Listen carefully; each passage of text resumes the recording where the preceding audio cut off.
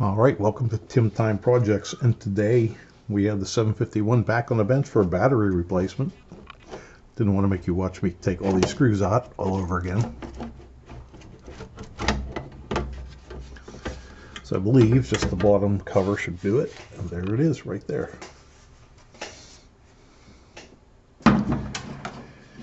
Now these things last, they say, about 10 years.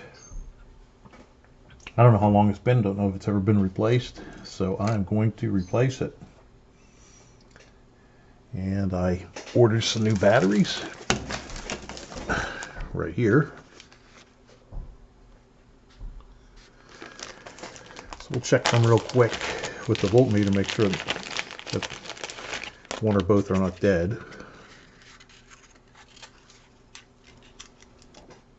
Not sure what happened there.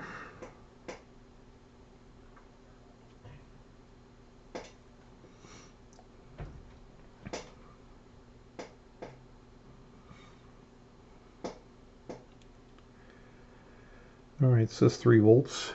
Let's check.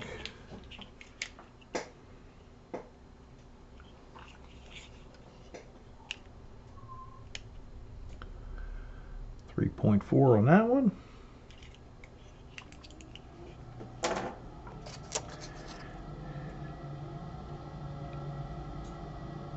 Oop.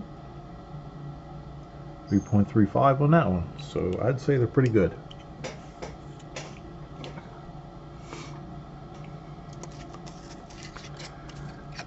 Put this guy over here. I'm going to use one of these as my backup battery while I replace it. Alright, so there's a little tiny screw there. We'll have to take out.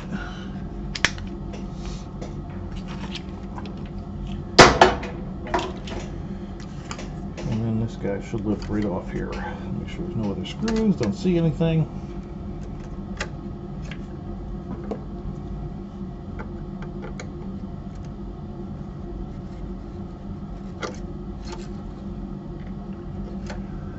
You can go in the pan catch, and you should lift right up out of here.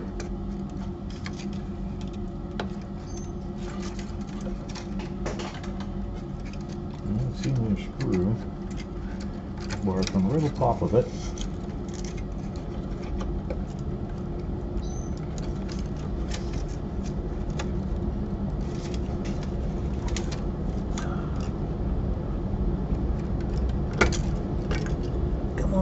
You can do it. Come on out.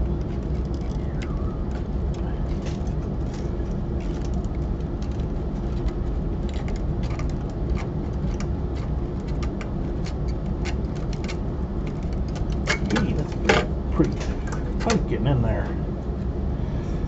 Mainly because this one wire goes right on top. Let me get the radio out of our way.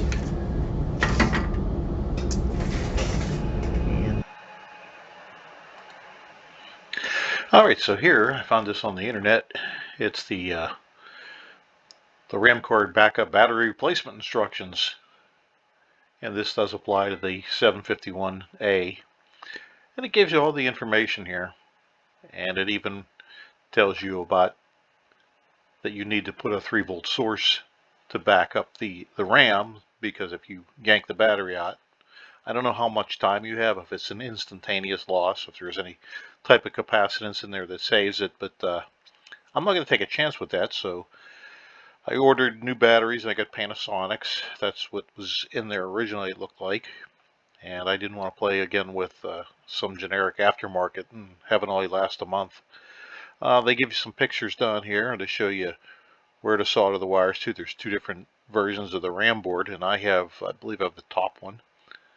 So you solder the wires for the battery backup, but you certainly don't want to solder them where you're going to be unsoldering, because the wires will pop off.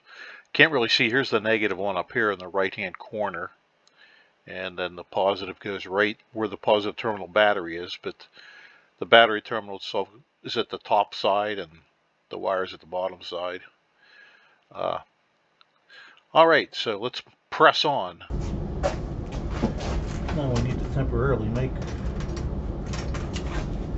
a jumper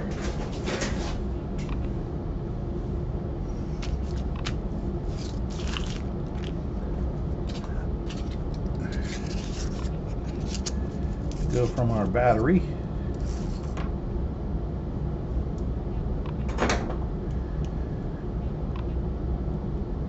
I'll be right back on after I make this up.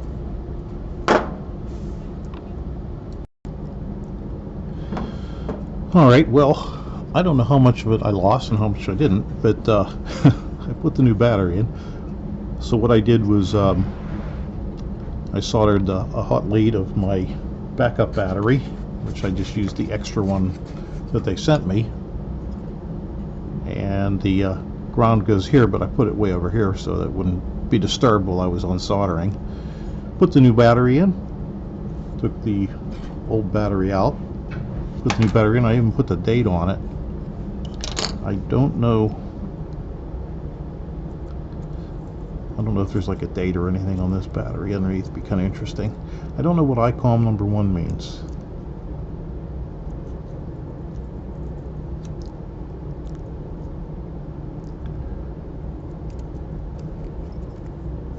Anyhow, so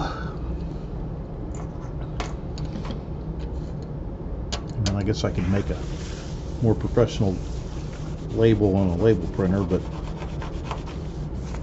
don't know if it's really necessary. Yeah, unfortunately, I don't know at what point my camera stopped or if I just didn't start it back up again. That's a bummer.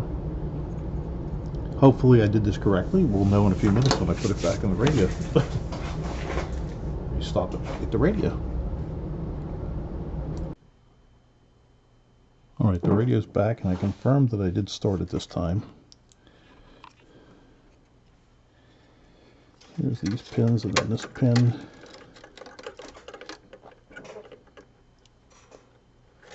And then there's a screw hole right there.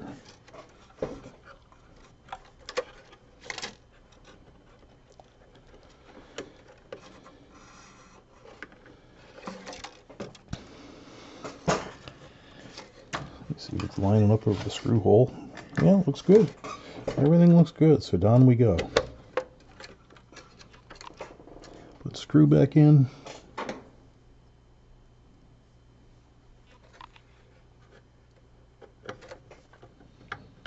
I don't know how you really know if it's working. I mean, I think it made it kind of sound like it's a brick if you did it wrong.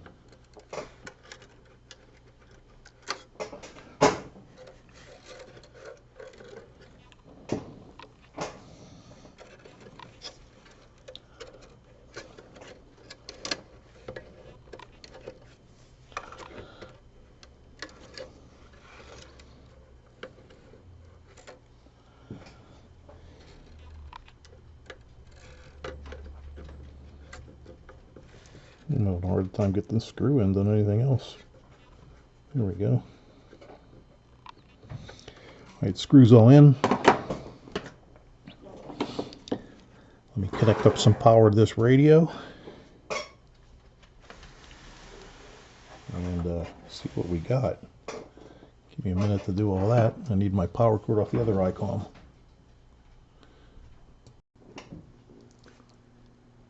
Alrighty, let's throw some power to it. Red to red, black to black. It's going to go on. I have a dummy load hooked into it just in case.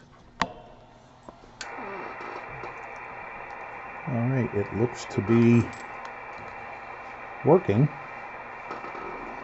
Let's see, band.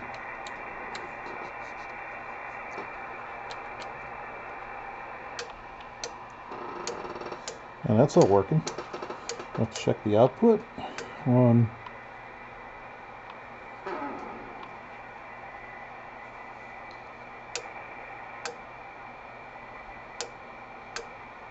well, this thing's really awesome.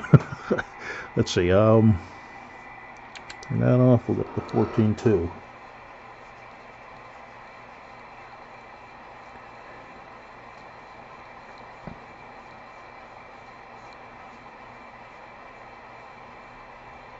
That's close enough. Put this in. This was that mic that was making noise that I just took out and reseated the element.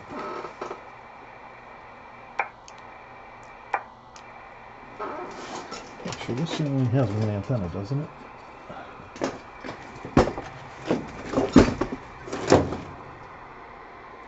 Yep. Okie dokie. So what are we doing there? Upper sideband. Guess we could turn monitor off. That's kind of loud.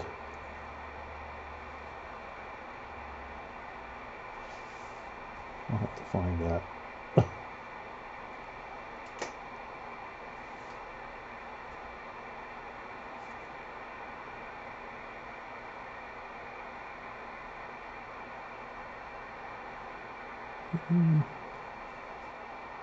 Let's see, somewhere on there. Alright, well, it appears to be successful. Well, we put the covers back in this. I've been using the other Icom, the 746, to check into the morning net for the last couple days, and it's been working great. So I think I'll take this one upstairs and give it a try and see how it works. Alright, well, thanks for watching, and happy battery replacement.